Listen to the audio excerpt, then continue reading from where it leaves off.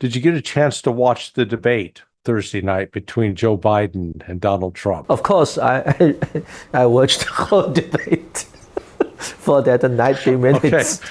Were you scared to death, or what? What was your reaction? I laughed to death.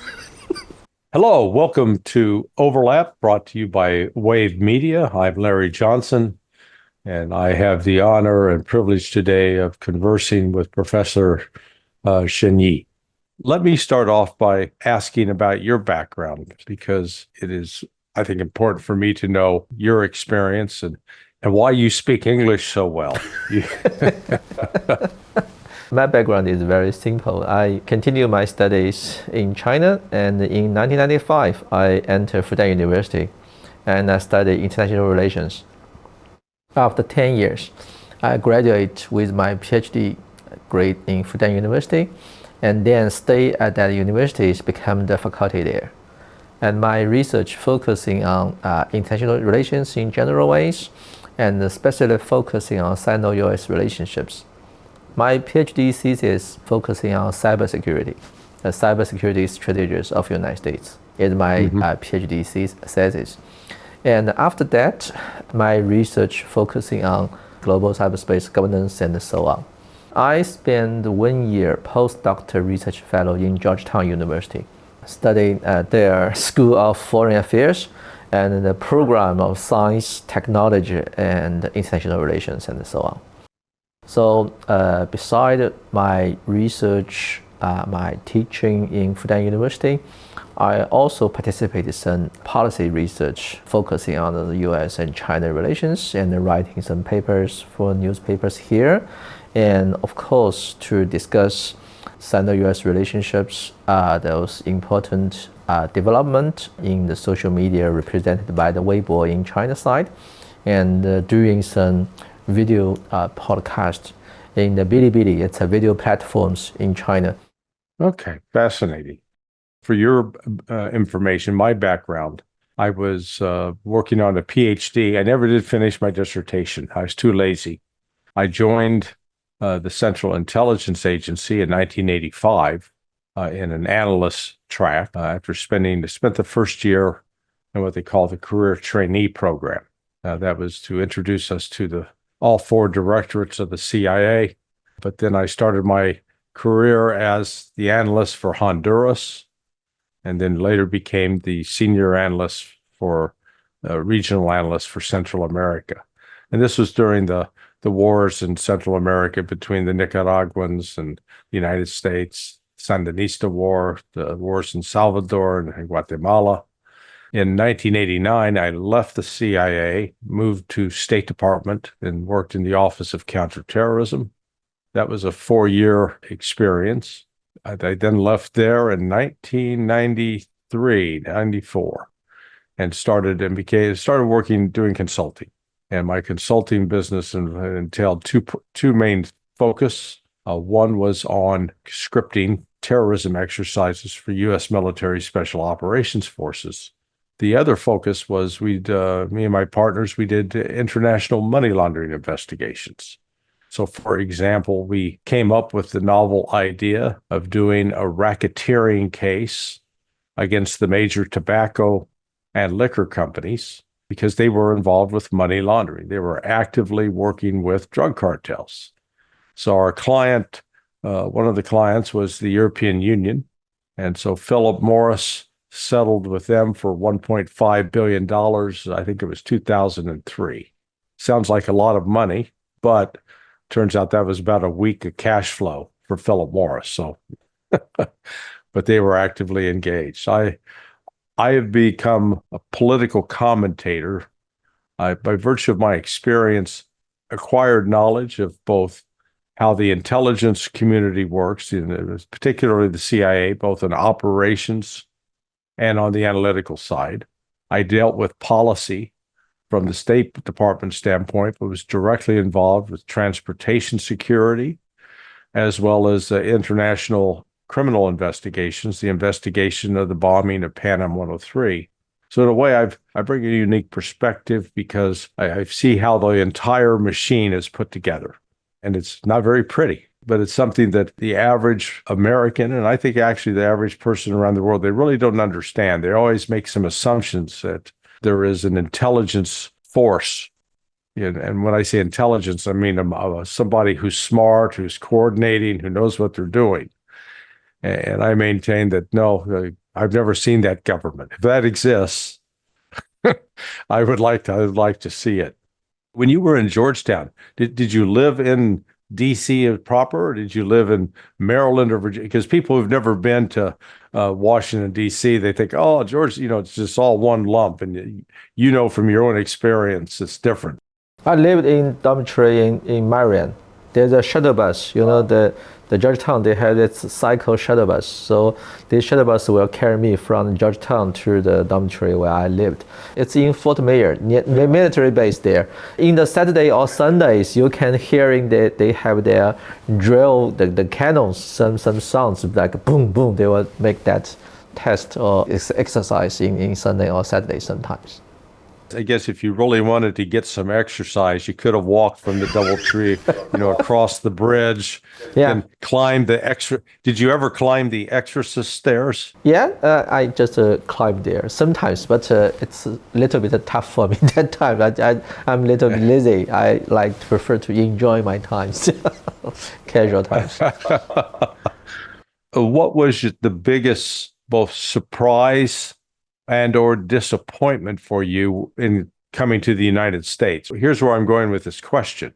I maintain that one of the biggest problems we face with international relations, and this goes to the cognitive issues, people don't understand the societies and cultures in which others live. And they form ideas that are not necessarily correct or not necessarily well informed. What was your sort of surprise about the United States, or disappointment, or either? In the year 2008 and 2009, United States, I experienced my lives in Georgetown, and sometimes I participated in the faculty discussion or conference with the U.S. professors. And I go to the Congress to participate several hearings, to sit there as an audience to hear about the question and answers. Generally speaking, at that time, United States did not disappoint me. At that time, United States is quite familiar, like what I learned from the newspapers or textbooks or on the films or the TVs or the videos. That's the United States I already learned. But what surprised me very deeply is one thing happened about 2 or 3 years ago. I participate in a video conference. It's for conferences focusing on Sino-US relationships, geopolitical security, and so on. And during that conference, I made an argument to say that nowadays to China, we feel a little bit frustrated because the US government did not obey the guidance produced by Dr. Kissinger's and Brzezinski's on lots of issues. But when US professor told me at that conference, he said that they are not Americans, they are Europeans. I was, what? I feel a little bit surprising. He said that real United States peoples, those American peoples, did not think the thing in that way. So I think that's the shocking times. It's like a wake-up call that remind me that there's maybe I have some misunderstanding, or at least the United States now is quite different comparing with the United States I remember I have in my brains. So I think that's the time that I find out it's important to have better understanding of the real life and the real thinking of these normal American peoples, which will help me to make proper or better understanding on US policies, even though such kind of policy or strategies, just like you mentioned, is just a contradict to our framework to analysis US policy and strategies, just like there's two United States in the world. One is the United States that live in our mind. The other is the United States in the real world. Nowadays, I'm clearly find out we need to gap the difference between these two United States and to modification of analysis framework according to the real United States rather than a United States you thought to be. Yeah, I've been stunned by the shift in both rhetoric thought and action in the United States from being favorably disposed towards China to now treating China as openly talking about China as an enemy. I cannot give you an explanation why in term from the standpoint of the United States. It's not like China. It'd be one thing if you did to us what the Japanese did in 1941, if you attacked and blew up Pearl Harbor. It is, I've always amused now that one of the issues is we can't let these Chinese come into America and buy up our farmland. But yet we want Americans to be able to go into places like China and buy up property there. That's okay. So it's the double standard that I see unfolding. But from your perspective, any understanding of why there's been this shift? What's driving this shift in the U.S. attitude? You ask a very important questions. That's also the questions confuse China research and normal Chinese peoples very, very deeply in the last 5 or 4, I think it's since the year 2017 or 2018. Just like suddenly in one night, we just shift completely different. From China's side, actually in Trump administrations, we develop explanations. We believe a lot of scholars and research believe such kind of change is an incident, which means because Trump is so different, he is abnormal. So when he was removed from the White House, everything will change back. We will say that the Sino-US relationship, we wish it will go back to its normal track. When we talking about this, it's like we have imaginations that China and the US, their relationship have a kind of normal track. But with the attack of the stupid policies of Trump's administrations, we just leave that track. When Trump leave this office, and then our car will go back to that track. But actually, it don't happen. Biden just continue lots of these policies. And I think what stimulates China most is the rhetoric changes. It's more and more clearly that the United States use those very weird ideological terms to describe China, like name China like a communist China, talking about the so-called communist parties. It's just to create a new image of China, just like suddenly the United States find that China is red. But actually, this CPC is founding these countries in 1949, and we already developed on our diplomatic relationships for more than 40 years, since the late of the 1970s. And we cannot understand why. We try to finding out some optional explanations. Maybe the United States, their governments, those political elites, they develop some rhetoric framework, try to explain to the normal US peoples why they face some problems. And this problems is produced by China, not by United States. And then by such kind of framework, they need to create an enemy. They need to transfer China from a kind of friendly, cooperative partners into a horrified, terrible enemies in the general ways. That confused Chinese people a lot. Just you mentioned, from China's side, we feel very, very weird. We did not doing those enemy-like behaviors or policies toward the United States. In quite a long time during China's open up and reform process, we believe that the United States, as a good tutor, as a good teachers, we need to learn from the United States. I think you must remember Mr. Yang Jiechi when he and Wang Yi met Sullivan and Blinken in Alaska when Biden took his office.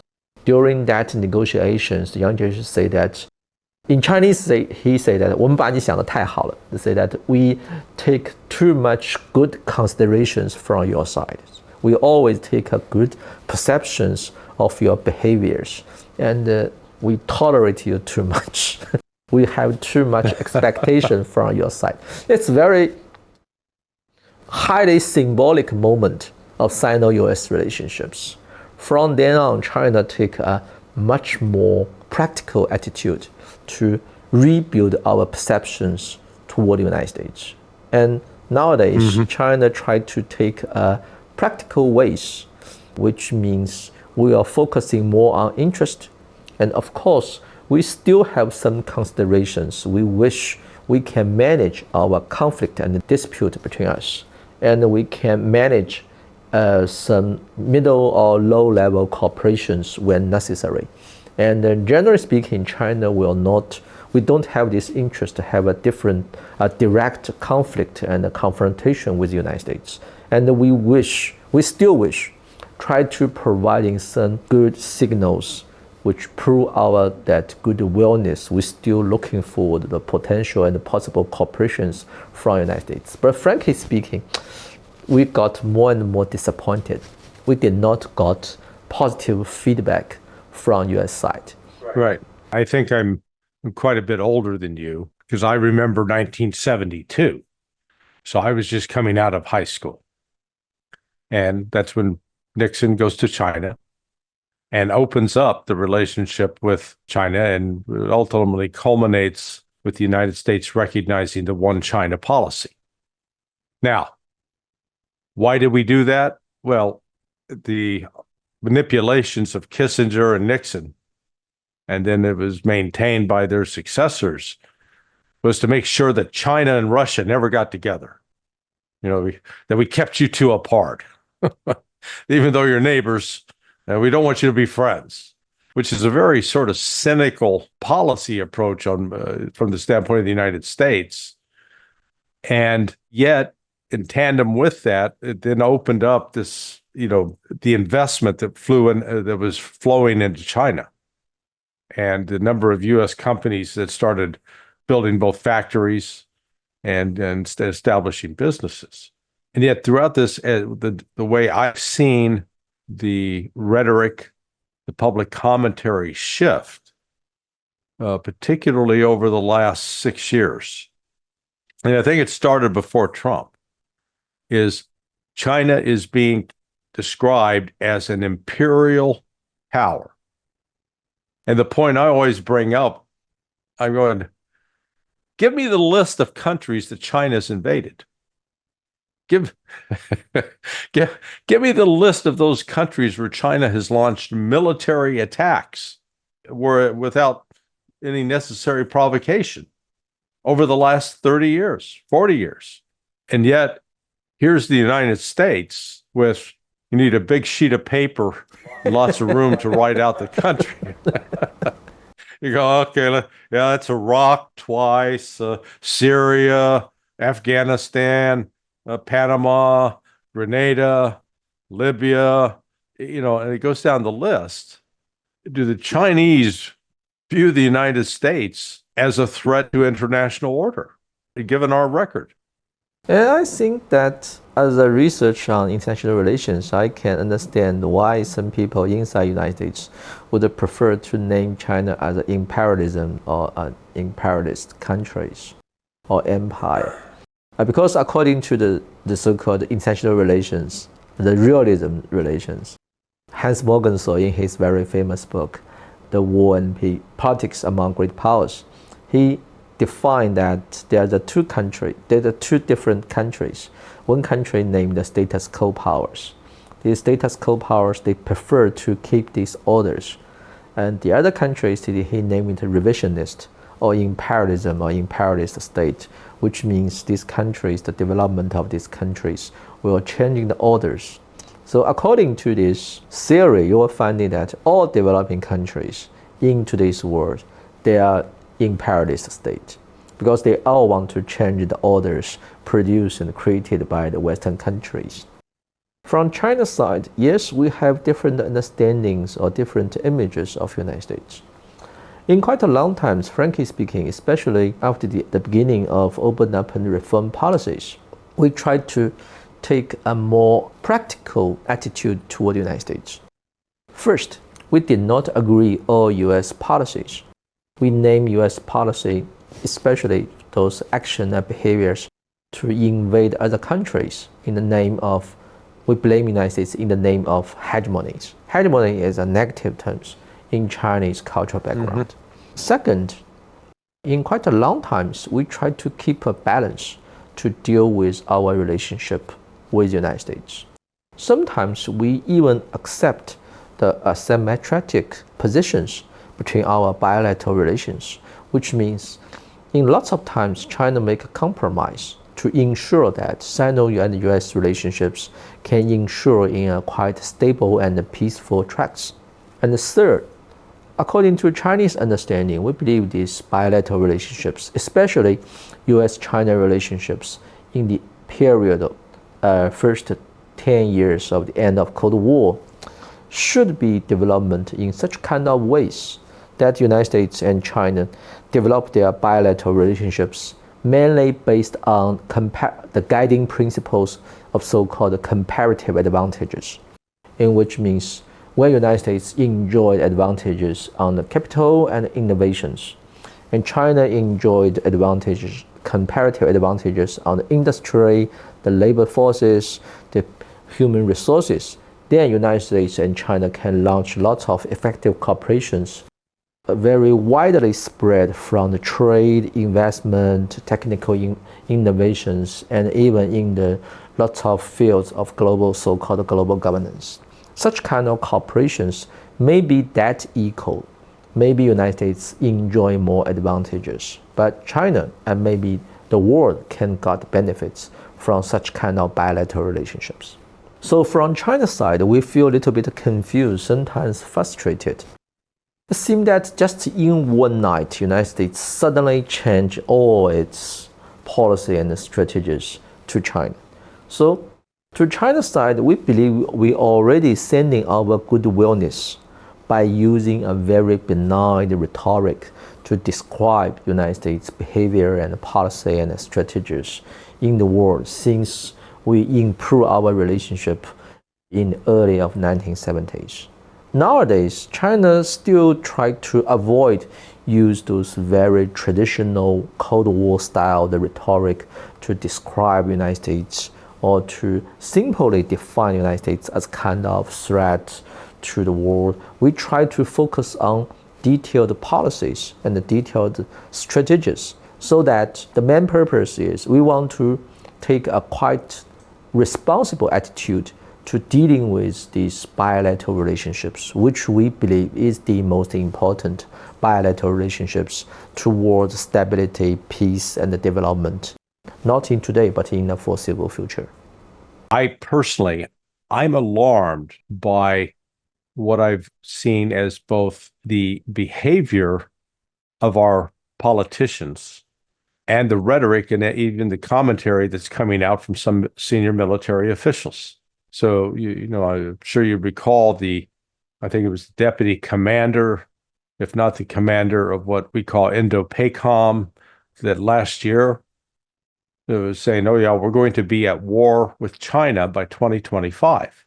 China is not out invading the Philippines. China is not out invading Singapore and Thailand. China is not fighting a war in Vietnam now. We did that far longer than you guys did. Yours was a brief conflict. And then on top of it, this I guess the role of Taiwan as a major producer with NVIDIA of computer chips and the role they play within the defense industry in the United States. And then the different congressional delegations that feel that they have to go to Taiwan. And despite the initial agreement of Kissinger and Nixon to recognize a one China policy, the United States is now talking to China. And I see this as provocative on our part without cause. Is that how the Chinese view it as well, or is it viewed in even a more serious fashion? Yeah, I think we take a more serious understanding on these things. In my personal opinions, I believe that U.S. behaviors is very provocative policies, especially United States withdrawal from its traditional one China policies or one China strategies created by Kissinger and Nixon in 1970s. You can explain that change in the framework named preventive actions triggered by the failure of a foreign hegemony. The United States is concerned development of China in general ways, especially the growing up of the GDP, the general economic size, raise those challenges toward the United States. From China's point of view, the fact is we have so huge number of populations. If you're talking about the GDP per capita, if Chinese peoples want to enjoy about 50% of the US GDP per capita, our total GDP amount will be 2 times or 3 times as much as of the United States, which means that make China face a very tough challenges. We need to develop our economies. But such kind of development will not leading to an inevitable over-project our force and so-called compete with hegemonies with the United States in the world stages. We always focusing on internal development. The main purpose is to ensure that the good livings improve about the living standards of Chinese normal peoples. And in the national security issues, just like more and more people mentioned, in the 5 permanent members of UN Security Councils, China is the only country that did not finalize its reunification. We still have this Taiwan province. It's a living questions produced by the US interventions in China's liberation process. Our domestic conflict when KMT was defeated and withdrew from mainland to Taiwan, the United States just sent its fleet and say, hey, you guys, you cannot cross this strait. And then we have this province. So to China, we try to fix these issues in a peaceful ways. But from China's perspective, the most tough challenges and the most serious threat from United States is United States just continuing sending these signals that United States will not support the peaceful reunification. You just use these terms like peaceful resolutions and refuse to support China's peaceful reunifications in lots of names. And also, you're continually sending huge numbers of these missed signals to those pro-independence forces inside that island. That raise tough challenges and threats to China. But I think the situation is quite confused sometimes for China to make China to find out which is the real purpose of the United States on these issues. On one side, United States did a lot of things to make China to believe that the United States tried to avoid direct military conflict with the United States in this Taiwan Strait. On the other side, simultaneously, when you make some promise, for example, when Biden and Ms. Xi Jinping met in San Francisco last year, Biden said that I will not support Taiwan independence. And of course, Xi Jinping asked him, said, okay, if you agree not support this so-called Taiwan independence, you need to make your promise more clear by doing 2 things. The first, say that you're supporting the peaceful reunification. And the second, stop selling these arms to Taiwan. But in other side, simultaneously, the United States, just after this summit, they selling Taiwan new arms. Now, such kind of selling of the arms, you will find the sale of these arms become mainly a kind of signal sendings, just providing them some very blurred information, make them have a misunderstanding of what U.S. real policy is. That will trigger an increasement of the potentiality that we will have a directly military conflict in this strait. Frankly speaking, according to my personal opinions, if the United States really want to have a peaceful relations with China, to deal with China in a peaceful ways, the only thing you need to do is say that United States support the peaceful reunification and just halt the military sending to Taiwan island. And just in one night, the Trump said that he can solve this Ukraine and Russia conflict in 1 week. I don't believe that will happen. But in one night, if the United States saying these things and take that seriously, just in one night you can solve this problems. That will be good, not only to world, not only to China, but I think it's also very important to the development and the benefits of the United States' interest in the foreseeable futures.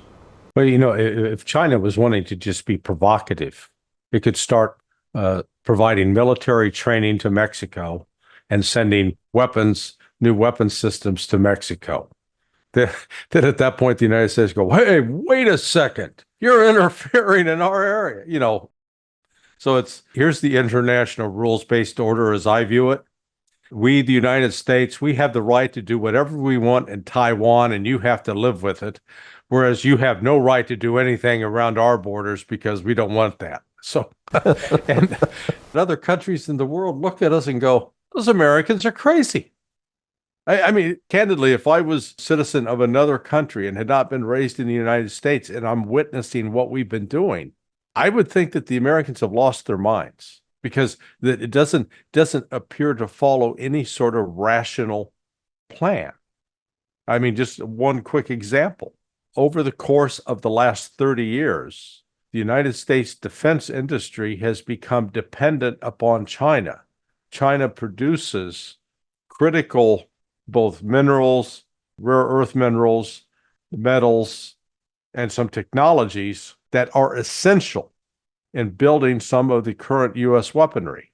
And so what's our response? To insult China and to actually treat China as a potential enemy, which I think if we do that, then if I'm the Chinese, I mean, if I'm you getting treated like that, I'd say, hey, you're not getting access to this stuff anymore. We're cutting you off.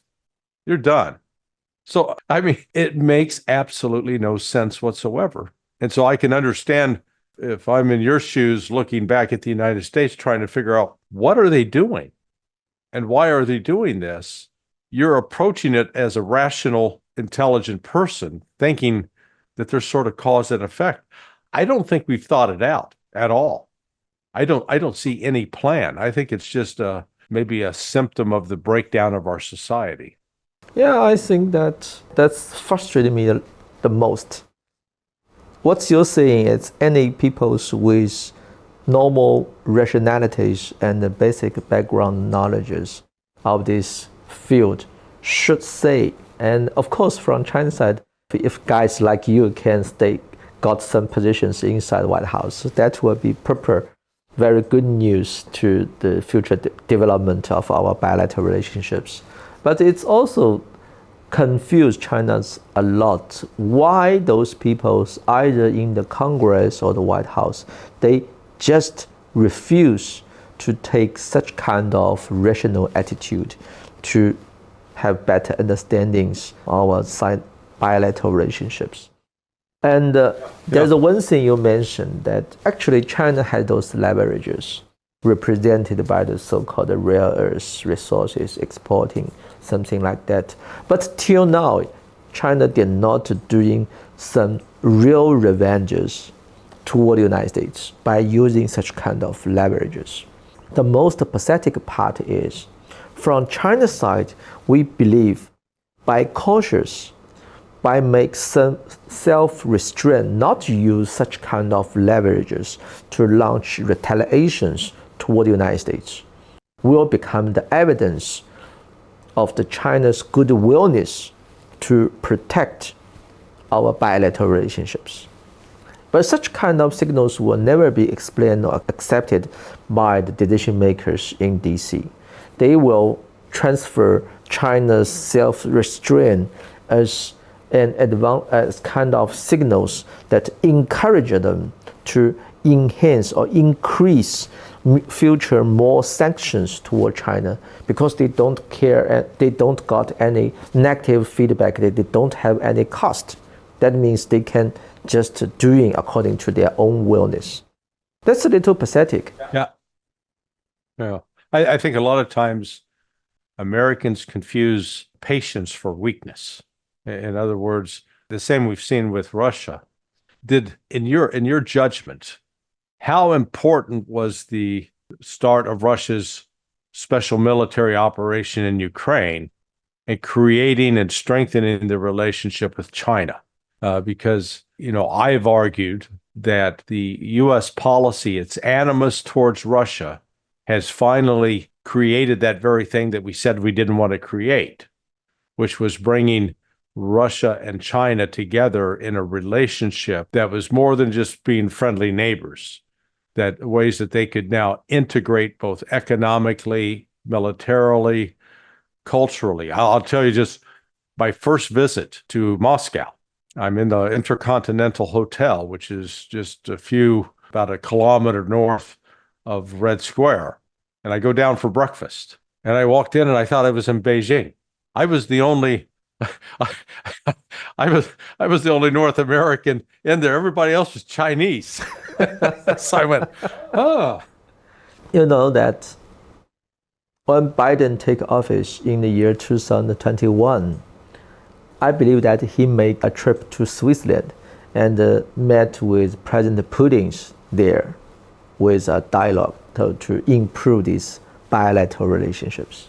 At that time, you know, in Chinese social medias, there's a huge wave that thousands, tens of thousands, or even millions. The social media blogs say that will be a diplomatic disaster to China because President Biden will duplicate Nixon's strategies in 1970s. But this time, China will be the Soviet Union and Russia will be China, which means that Biden will shake hands with Putin, and Putin already prepared to sell out China at any cost. And then these US and Russia will improve their relationships, and then during these new Three Kingdom games, China will be the only enemies, and the US and Russia will become friends. But you will think that it's very ironic. At that time, US and Russia did not improve their relationship because they have a problem of Crimea. And Putin's requirement to improve this bilateral relationship is nothing more than lift up all the financial sanctions United States and the Western countries produced after the Crimea crisis. But Biden did not do that. He just encouraged Ukraine to continue lots of provocation actions toward the Russian side, and finally leading to this so-called special military operation happened. And after that special military operation happened, you will find the United States continue to doing this a very interesting policies. I don't know how to explain it. On one side, the United States raised tough pressures for China. He said that China, you should join us to jointly sanction Russia. And on the other side, the United States said that while at the same time, United States will continue all the tariff, the technical export limitations, and the sanction toward China never changed. Mm-hmm. So for China to say that, what do you mean? If I join your sanctions, what benefit I can get? It's very rational dialogue between the international relations. Yeah. You ask me something and then you give me some benefit. We make a deal, a kind of trade. He said that, no, nothing. And even I will not praise you because if you join these section teams, it's all my victories. It's not your wellness or it's your friendship to me. You owe me some things. You must do according to what I say. It's Chinese people feel odd. It's very weird. I just come back from St. Petersburg and joined the St. Petersburg International Conference there when Putin delivered 2 hours lectures. You will find that Putin is ready to sit down with the United States to have a peaceful dialogue on these Ukraine issues at any moment. The only requirement is that you agree all the territories occupied or controlled belong to the Russians. And if the United States agree that requirements, then Russia is very willing to launch any kind of cooperations with the United States. But the United States just say no. So nowadays, China and Russia, yes, I agree with your point of views. It was the United States make a mission impossible to become realized. That is, United States coerced, pushed, and forced China and Russia to go closer and build a direct, very robust, concrete economic cooperations, or that's a kind of comprehensive cooperation. Such kind of comprehensive cooperation is produced rather, frankly speaking, is more produced by the United States rather than by China and Russia aside. So I don't know why. I also cannot understand why United States would prefer such kind of strategy. Maybe in a joke, we can say that US believe that either China and Russia is only a piece of cake, small challenges to United States. As a superpowers, United States must be qualified to suffer more challenges. So just to level up the difficulties. I don't know why. I cannot understand why US takes such kind of very weird strategies to dealing with these China and Russia relationships simultaneously. Watching the development of the relationship between Moscow and Beijing over the last year and a half, and then in conjunction with BRICS, part of me says, why didn't they do this earlier? In other words, what kept China and Russia from coming together in this cooperative relationship? Because it's not like you're natural enemies, number one. And it's not like you've been competitors against each other. It looks like it's very much a natural union. It is a kind of thing that's both mutually beneficial for both the Russians and the Chinese. And the back of my mind, I said, boy, why didn't they start doing this 20 years ago? Maybe the conditions just weren't right, but I think the union of Russia and China represent a potential to really alter the course of the world, but in a good way, not in a bad way. Yeah, I think that we have a different Russia and China relationships in today's world, especially after the situation changed in Ukraine areas. Frankly speaking, I agree with your point. Nowadays, Russia and China, their cooperations represent not only their own interest, but also represent those interests from either the global south, the developing countries, the newly emerging market in the Middle East, or all countries, even some countries inside the European Unions and so on.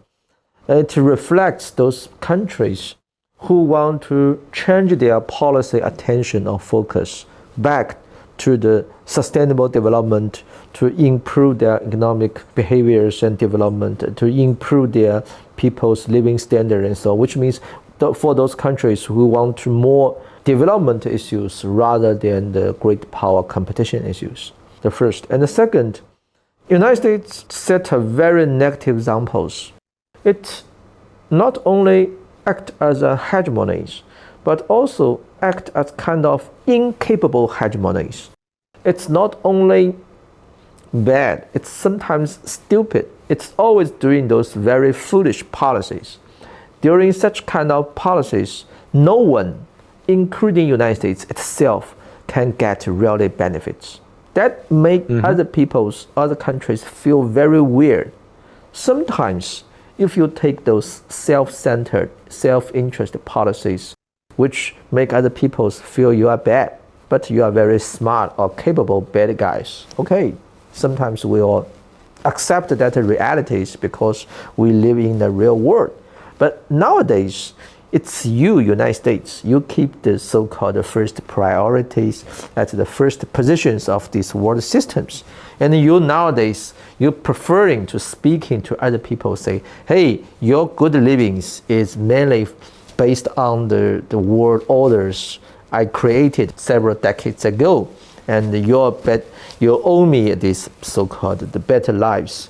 But while as simultaneously, United States just doing those very stupid policies. And such kind of policies have nothing but make the total world to become a mess. And that make other people have some new thinkings. Maybe it's a proper time that we need to have a more practical discussion and cooperations to finding out whether we can improving our lives or relations and make this world better without the interventions of the United States. I don't think that fit for the either short terms or long terms US interest. But I have to say, only if the decision makers inside the United States to stop doing these stupid things and try to make their brains back to the normal tracks. Otherwise, you will see that these things just going on to that directions. And definitely nowadays, China and Russia are already finding that our two countries, we can have more effective and mutual beneficial cooperation models. And such kind of cooperations, even if we don't talk about what happened in the Ukraine, you will find that the Chinese banks and companies did not want to touch that part a lot. But besides that, we really can create more economic benefits, not only to peoples in our two countries, but to peoples all around the world. And then we just will continue, not only in the bilateral framework, but also inside the framework of the BRICS, inside the frameworks and the platforms of the United Nations, and so on. You know, sort of the other irony here is the defining event of the 20th century was World War II. And the two countries that suffered the most casualties, suffered the most loss, were China and Russia. I think of all the, they always talk about 55 million dead globally. And of that, Russia and China, I think combined accounted for well over 50% of that. It's understandable why that war has left an impression on both cultures, both societies. Let me ask you, did you get a chance to watch the debate Thursday night between Joe Biden and Donald Trump? Of course, I watched the whole debate for that 90 minutes. Okay. Were you scared to death, or what was your reaction? I laughed to death. I laughed my ass off. I have to say that. That's inside China. We just to watch a huge online joke. It's a very ironic joke. No one can imagine that it really happens. I highly agree with Jon Stewart. After he watched that debate, he made his program say that should not be United States. So at the same time, I already produced several videos to say my comments and understanding on these things. This video debate between Biden and Trump triggered huge discussion and debate in Chinese social medias. Of course, there's a lot of joking or laughing on that part, focus on those very detailed, fragmented informations. But generally speaking, most of these discussions, rationally speaking, they feel a little bit pathetic of the United States. As I research on these international relations, I'd like to have a stronger US to other respect competitors. But such kind of United States just make me a little bit feel frustrated, pathetic. I don't know how to describe my feelings. It's quite complex. And also, I say that, just to mention me, there's a term named political decay.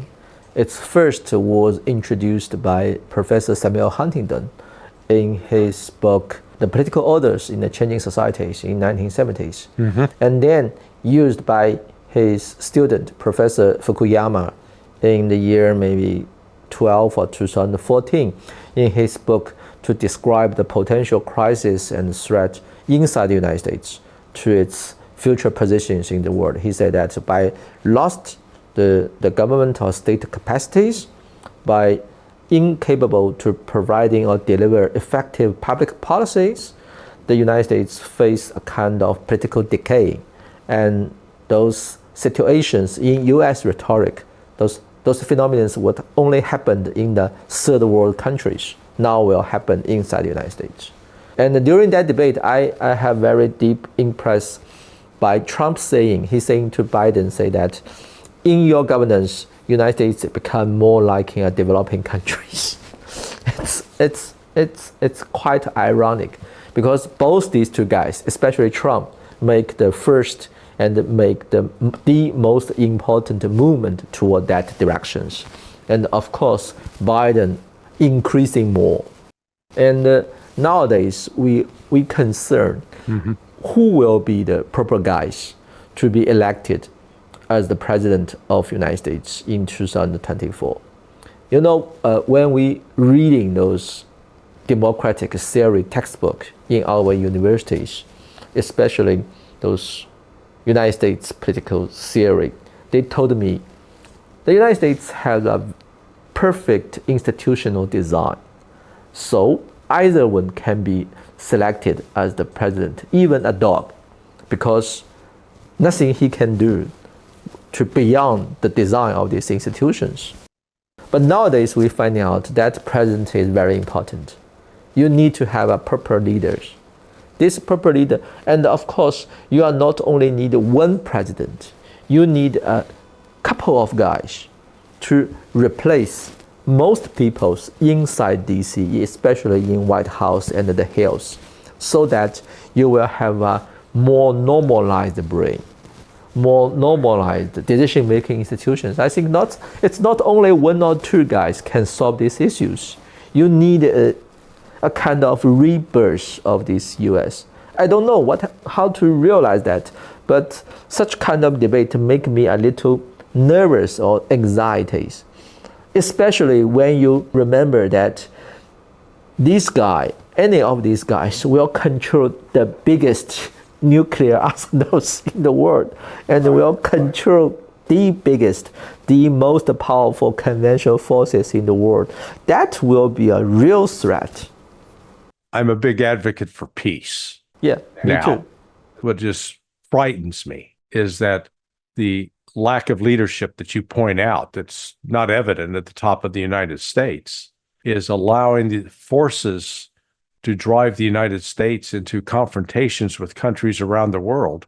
And instead of making the world better, we're making the world worse. And I've got to figure out how to reverse that. I thank you for your courtesy and listening to me, and thank you for sharing your thoughts. My pleasure. This was, for me, a very productive hour. Thank you. Thank you so much. 朋友都知道我是很挑剔的，防晒乳我选 KISS 皇家呵护抗光清爽高防晒凝露，因为它有媲美蓝光神盾的抓藻植萃，保护我在阳光下延缓肌肤老化，维持青春弹力，可以防御工作环境里的3C 商品。各种光源对肌肤的伤害，擦起来清爽不黏腻。我特别喜欢它做到海洋友善，365天，天天抗光抗老化，是我的保养日常。你呢？呵护您，呵护全家人，专属你的 KISS Royal Care 抗光清爽高防晒凝露。